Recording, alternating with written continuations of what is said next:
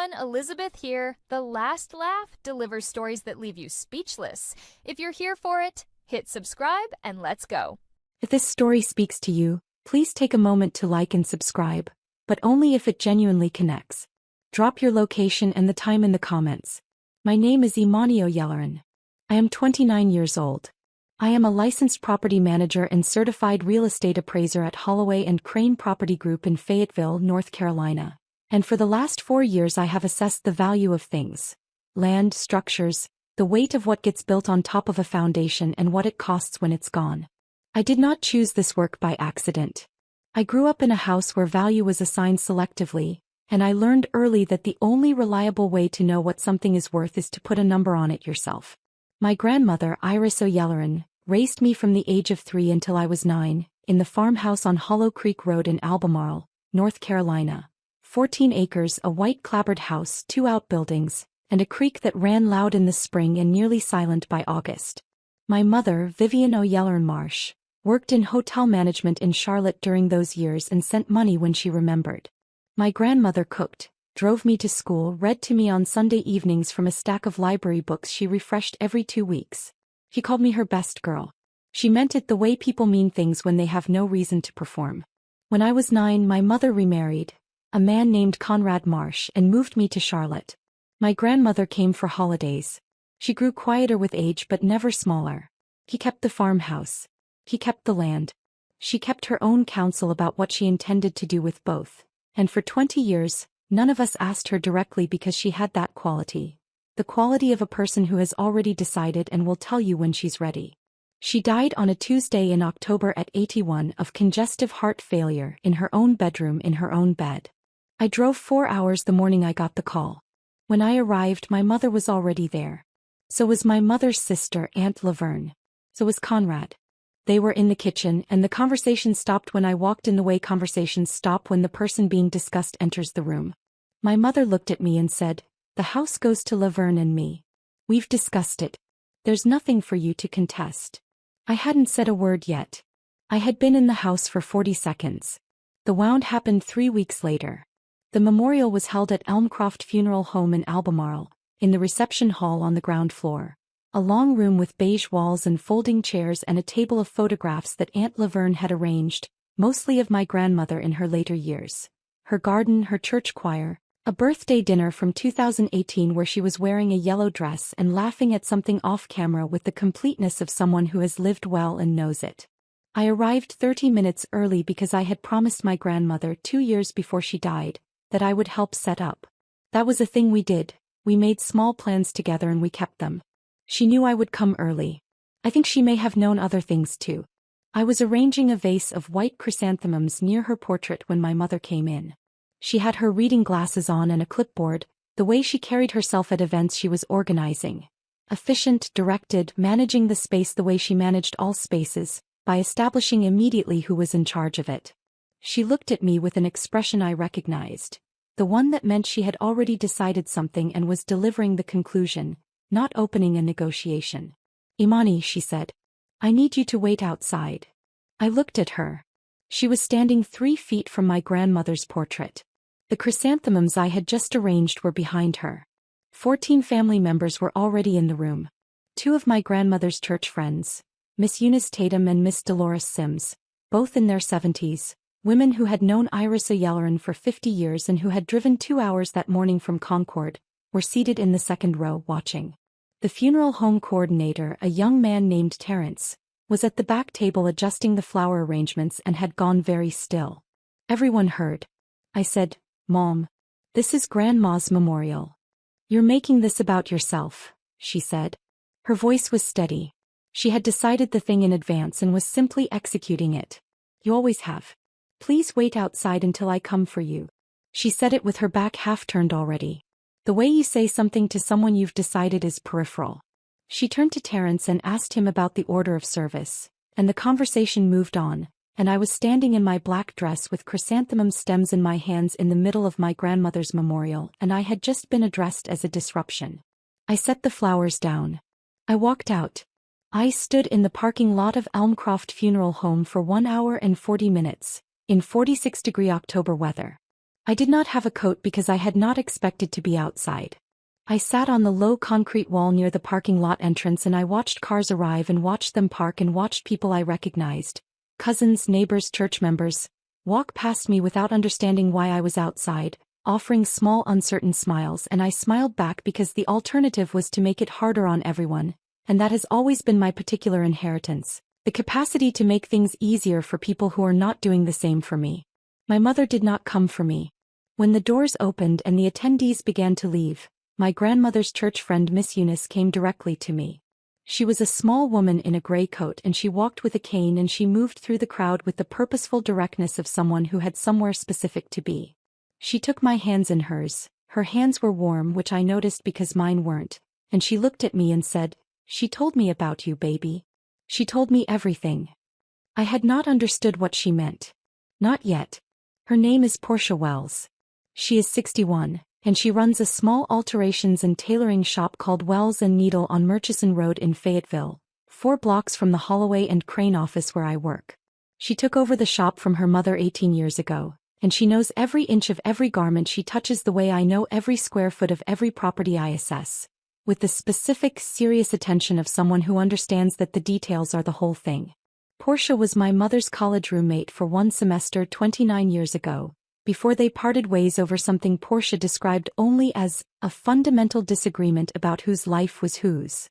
She found me at a neighborhood association meeting 4 years ago, recognized my last name and introduced herself. We went for coffee the next morning and talked for 3 hours, and somewhere in the second hour I understood that I had found a person who had known my mother for long enough to see her clearly, and who had chosen me anyway. She came to my appraisal certification ceremony when no one from my family attended. She mailed me a card every year on the anniversary of my grandmother's birthday, not my grandmother's death, her birthday, which is the kind of distinction that tells you everything about a person. When my mother's attorney sent me a letter in November, 12 days after the memorial, 4 pages, formal language on Caldwell and Marsh letterhead, asserting that I had no standing in any matter related to the Hollow Creek Road property and that any further inquiry on my part would be considered harassment. I called Portia from my car in the Holloway and Crane parking lot before I had even finished reading it. She listened without interrupting. When I finished, she was quiet for 3 seconds, the specific 3-second quiet that precedes something certain. Then she said, "You call the lawyer your grandmother's neighbor mentioned. You call him today." Type finally in the comments if someone in your family ever handed you a conclusion and called it a conversation. The attorney's name was Dexter Nwosu. He was a senior partner at Nwosu and Halcombe Estate Law in Concord, North Carolina, 63 years old, and he had, according to the letter he sent me in response to my call, handwritten on firm letterhead, 3 paragraphs, been holding a document for 18 years. He asked me to come in. I drove to Concord on a Wednesday morning in November, 2 days after my mother's attorney's letter arrived. His office was on Union Street South, 2nd floor of a converted Victorian building, and he was already standing when I entered. A tall man with reading glasses pushed up on his forehead and the particular stillness of someone who has spent decades in rooms where the stakes were high and the volume stayed low. He shook my hand and said, "I've been waiting a long time to meet you in person. Your grandmother spoke about you often." He set a folder on the desk between us. It was labeled in handwritten block letters, "O'Yelleran, Hollow Creek Road, Money." Inside was the original deed. He walked me through it the way you walk someone through a structure, methodically from foundation to roof. In 2005, when I was 11 years old and living with my mother in Charlotte, my grandmother had executed a warranty deed transferring the Hollow Creek Road property, 14 acres, all structures and outbuildings, mineral rights included, into my name. Not a trust. Not a conditional instrument. A straight transfer, recorded at the Stanley County Register of Deeds on April 14, 2005. My name had been on that property for 18 years. Your mother, Dexter said carefully, applied for a home equity line of credit against the Hollow Creek Road property in 2019. The Albemarle Savings and Loan Association declined the application after a title search revealed the 2005 deed. She was notified of the discrepancy. He paused. She was notified 4 years ago. She did not tell you. The silence in the room had texture. I could feel it the way you feel a foundation shift. Not dramatic, not loud. Just the slow, certain movement of something that had been held in place by pressure finally releasing. The property, Dexter continued, has been assessed at $847,000 as of last quarter. The farmhouse requires approximately $40,000 in deferred maintenance. Adjusted value, net of maintenance, is $807,000. He folded his hands. It has been yours since you were 11. Your mother has been residing in the farmhouse periodically and using it as a vacation property without your knowledge or consent. I said, she had me removed from my grandmother's memorial. He said, I know. Miss Eunice Tatum called me the same evening. She was the one who gave you my name. I thought about Miss Eunice standing in the parking lot taking my hands. He told me about you, baby. He told me everything. My grandmother had known. She had sent Miss Eunice to the parking lot as a message. She had left me the land 18 years earlier as a foundation. The memorial was not where the story ended. He had known that too. There was one more document in the folder. A letter handwritten on plain white paper in my grandmother's handwriting, dated September of last year, 2 months before she died. Imani *, it began. *, by the time Mr. Nwosu gives you this, I will be gone and you will have had a hard few weeks. The land is yours. It has always been yours. I put it in your name because I knew what your mother would do if I left it to chance. Go see it when you're ready.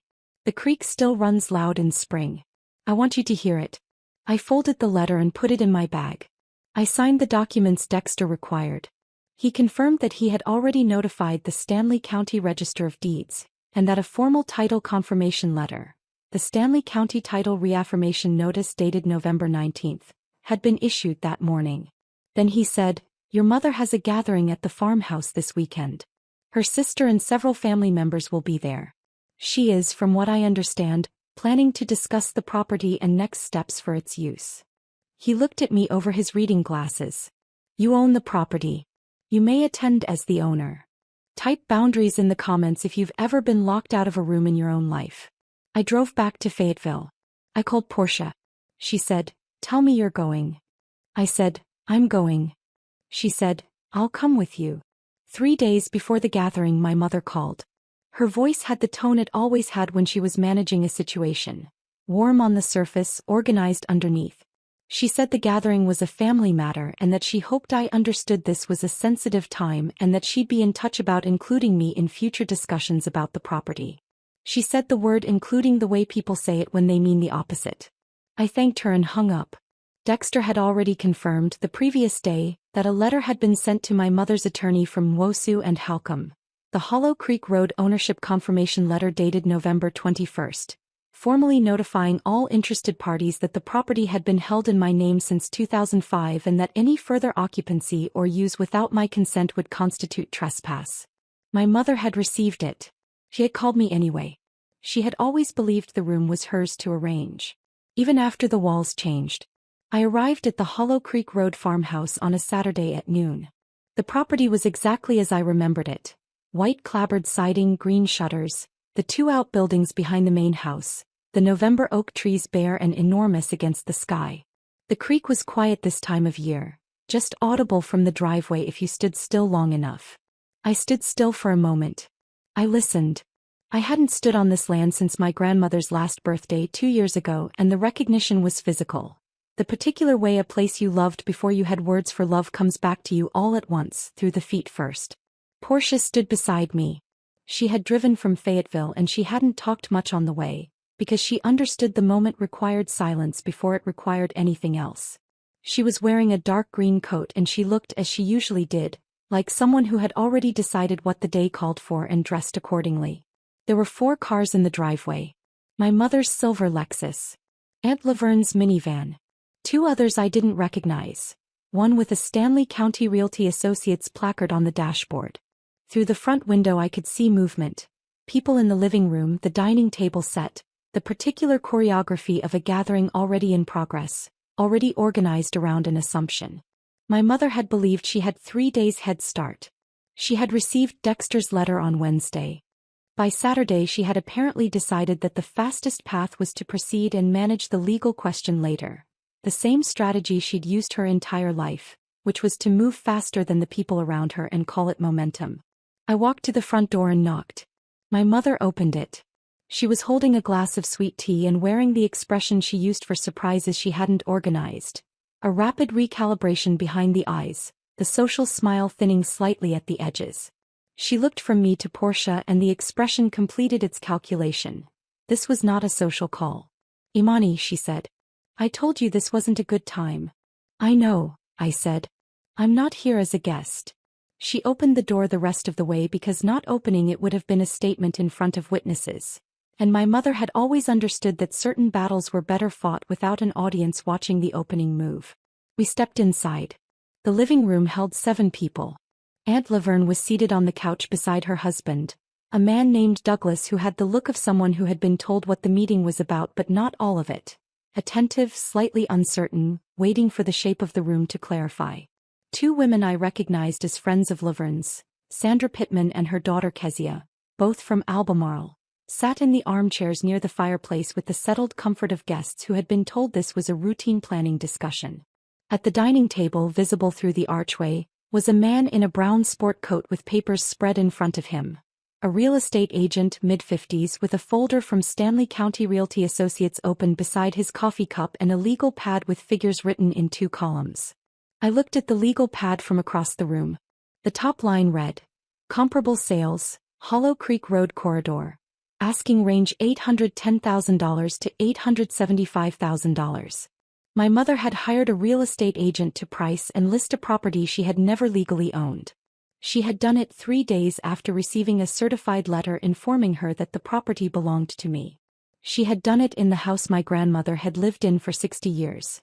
At a table my grandmother had eaten breakfast at every morning for 6 decades, in the presence of people who did not know what they had been invited to witness. I felt the information land with a strange calm. Not surprise. Not anger. Something more like the feeling of a calculation completing. The final variable resolved, the number clean and certain. I set my bag on the entryway table. I reached inside and removed 3 documents, which I laid side by side on the surface of the side table near the door where everyone in the room could see them without having to move. The 2005 warranty deed, recorded at the Stanley County Register of Deeds, with my name in the grantee line. The Stanley County Title Reaffirmation Notice dated November 19, bearing the county seal.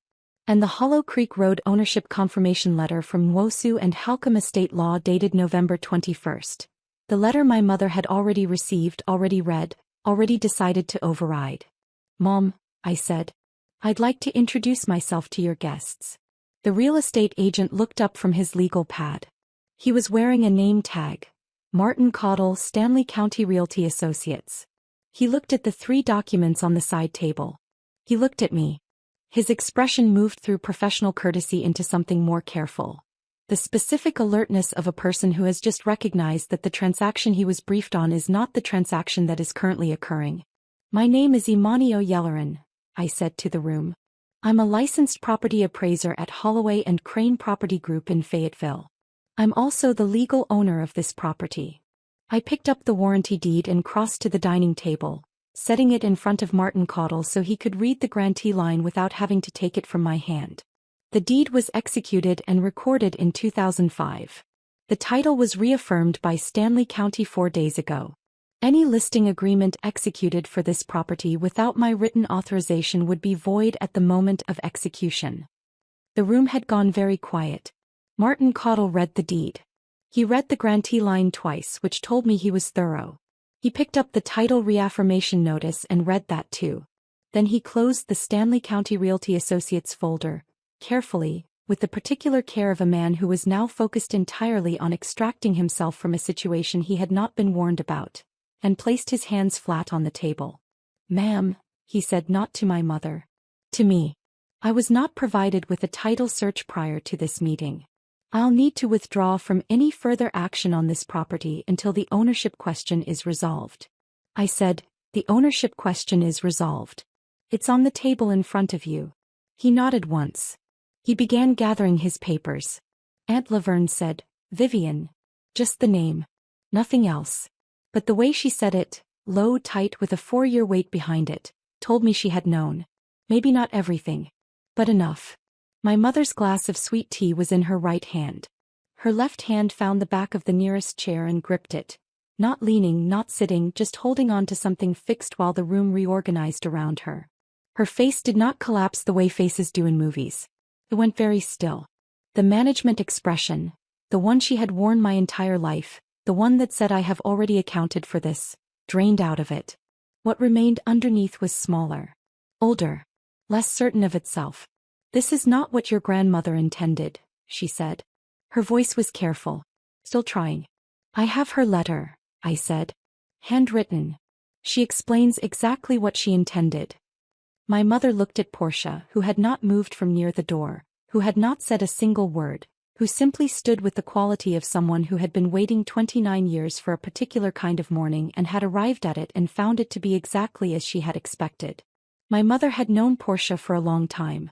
Whatever she read in Portia's face completed the calculation she had been running since the door opened. Douglas leaned forward. He spoke quietly, the way men do in rooms when they are not trying to escalate. "Laverne. Did you know the deed was in Imani's name?" Aunt Laverne looked at her hands. Then at my mother. My mother said, "I found out 4 years ago. When the bank declined the line of credit application." The management tone was entirely gone now. What was underneath it was flatter. Exhausted. I had attorneys look at it. There was no path to contesting it. The deed was clean. Sandra Pittman, in the armchair near the fireplace, looked at Kezia. Kezia looked at the floor. They had come for a family planning meeting and had arrived at something else entirely, and they both had the grace to understand that their role now was to witness quietly and say nothing. "You had me walked out of my grandmother's memorial," I said. "You hired an attorney to threaten me. You received a letter on Wednesday telling you this property belonged to me, and on Saturday you hired a listing agent." I was not raising my voice. I was using the appraisal voice. The one that names what something is worth without apology, without performance, without heat. I need you to hear what I'm saying now. This is not a negotiation. It's not a punishment. It's just where things actually stand. I picked up the 3 documents from the dining table and held them. I own this property. I'm not selling it. I'm not removing anyone from it today. But I need you and anyone you've worked with to stop acting as though it belongs to someone else. I looked at Martin Caudle, who had his folder under his arm and was ready to leave. "You've already noted that the listing can't proceed?" "Yes, ma'am," he said. "I'll close the file today." He excused himself, walked past me to the door and let himself out quietly. The sound of his car starting in the driveway was the only noise in the room for a moment. I turned back to my mother. Her hand had loosened on the chair back. The sweet tea glass had been set on the coffee table at some point. I hadn't seen her set it down. She was looking at me with an expression I had not encountered before on her face. Not the management look. Not the dismissal. Something older, less organized, less certain it knew what the room required of it. "Mom," I said. "The door is not closed. But it has a lock now and I hold the key. When you're ready to come through it with honesty, not strategy, not management, not a plan, you can knock." I picked up my bag. I nodded to Portia. We walked out through the front door and onto the porch, and I stopped at the top of the steps because the light was doing something particular. The November afternoon sun coming through the oaks at a low angle, long shadows across the yard, and below the property line the creek running over its stones in the quiet, patient way it had been running for longer than any of us had been alive. My grandmother had wanted me to hear it. I heard it. Dexter called on Monday. My mother's attorney had formally withdrawn the listing authorization notice the same evening. A document called the Caldwell and Marsh Property Matter Withdrawal Notification that arrived by email to Dexter's office at 7:14 p.m. Saturday, 4 hours after we left the farmhouse. Martin Caudle had already closed the Stanley County Realty Associates file and noted in writing that no listing agreement had been executed. There was no legal contest outstanding. The 2005 warranty deed was airtight. Dexter said he had reviewed it himself when he filed it and again in preparation for my visit, and that no instrument available to my mother would succeed in overturning it. He said, "Your grandmother was a very deliberate woman." I said I knew. My mother called Tuesday morning. She did not apologize. That wasn't her language. She said, "I need you to know I thought I was protecting the family." Her voice had that quality it gets when she has made a decision about what to feel and is executing it. I listened to the whole sentence. Then I said, "I know, Mom. Call me when you're ready to talk about what protecting the family actually means." I meant it. Not as a rebuke. As an invitation that had a condition attached, which is different from having a door with no handle. I drove to Portia's shop that afternoon. She was hemming a dress for a wedding and she didn't stop when I came in, just gestured to the stool near the cutting table with one hand while she held pins in the other. I sat down. The shop smelled like clean fabric in the particular warm air of a space that has been used by someone who cares about their work for a very long time. A radio on the back shelf played something low and unhurried. We didn't talk about the farmhouse. We talked about other things, her mother's old sewing patterns, a property I'd appraised that week, the way the light changed in November in this part of North Carolina, going gold and low and serious in a way that felt like the year saying something final before it let go. Outside the shop window, the afternoon moved the way afternoons do when nothing urgent is required of them. The farmhouse was 14 acres and a creek and a letter in my grandmother's handwriting folded in my bag. It was not a victory. It was not a wound healed. It was land. It was mine. It would be there in spring when the creek ran loud. That was enough. If this story spoke to you, type me too in the comments. And please share it with someone who's been waiting to hear that what was theirs was always theirs.